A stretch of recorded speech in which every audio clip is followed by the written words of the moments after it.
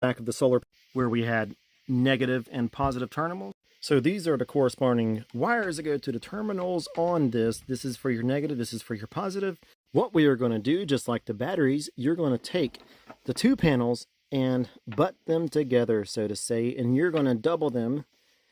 And in turn, on your solar panel, you take your negative adapter and you can actually plug it directly into your positive. And now, if I had two panels here, it would be 36 volts running because we have 18 on each. That 36 volts is going to be able to push your 300 watts that you're getting out of that panel through a much smaller wire than if you were trying to just do 18 volts. And by the time it gets to your charge controller, you're going to be receiving a good amount of that 300 watts or 295, and it's going to convert it down to 12 volts for you. Another plus of having the high voltage and running them together like that is if you're only getting part sun, you will be able to still receive in 12 volts. If you have a 12 volt solar panel and you're only getting about 9 volts of that, you won't charge your battery at all. The controller is not going to allow it. And that's why you've got to have a controller. If you did not have a controller and you brought in 9 volts, it's actually going to drain your battery.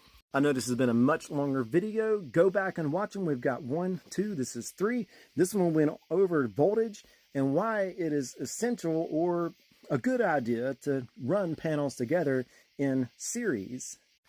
Smaller wire, and it's going to allow it to charge better when it's partly sunny. So we went over to how to make your 1.5 volt into 3 volts by butting it together. And you can do that again and make it into 4.5 volts. This is what you call running them in series.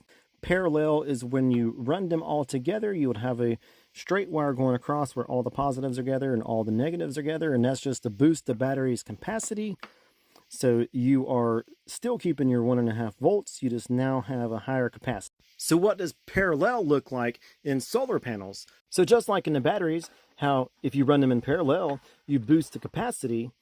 In your solar panel, running them in parallel, you're actually going to boost the wattage. So you're going to be able to add the watts that you have producing out of that, or the amps. And that's going to be, we'll say there's 300, you're going to get, if you had 2 of those panels together, you would be getting 600 watts. However, it would still be at 18 volts. So it would have a hard time trying to get down to your charge controller without a huge wire. Before this video is about 30 minutes long, I'm going to stop there. We'll go forward in the future.